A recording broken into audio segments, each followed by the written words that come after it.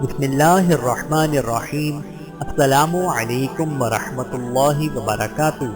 حضرت ابو موسیٰ شعراء رضی اللہ تعالی عنہ کا قبول اسلام۔ حضرت ابو موسیٰ یمن کے رہنے والے تھے۔ ان کا خاندان قبیلہ شعار سے تعلق رکھتا تھا۔ اسی کے انتساب سے وہ شعراء مشہور ہوئے۔ تاکہ توحید کی صلاح عام پر نزدیک والوں نے اپنے کان بند کر لیے تھے، لیکن تشنہ کا مان حق دور دراز ممالک سے دشوار گزار منزلیں طے کر کے آتے تھے اور اپنی پیاس بجھاتے تھے۔ حضرت ابو موسیٰ یمن سے چل کر مکہ آئے اور وبائے اسلام کے ایک ہی جام میں سرشار ہو گئے، پھر اپنے وطن کی طرف مراجعت فرمائی۔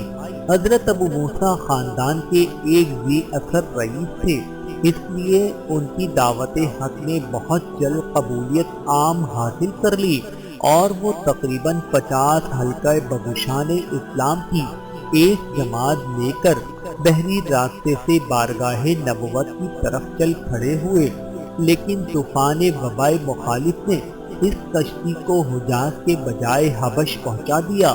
حضرت جعفر اور دوسرے ستم زدگان اسلام جو یہاں ہجرت کر کے آئے تھے اور اب تک موجود تھے، مدینے کے قصد سے روانہ ہوئے تو حضرت ابو موسیٰ بھی اس قافلے میں شریک ہو گئے اور عین اس وقت مدینے پہنچے کہ مجاہدین اسلام خیبر فتح کر کے واپس آ رہے تھے۔ چنانچہ حضور اکرم صلی اللہ علیہ وآلہ وسلم نے حضرت ابو موسیٰ اور ان کی تمام جماعت کو بھی خیبر کے مال غنیمت میں حصہ مرمت فرمایا۔ حضرت ابو موسیٰ شعراء رضی اللہ تعالی عنہ پر اللہ رب العزت کی کروڑوں رحمتیں نازل ہوں، آمین ثم آمین۔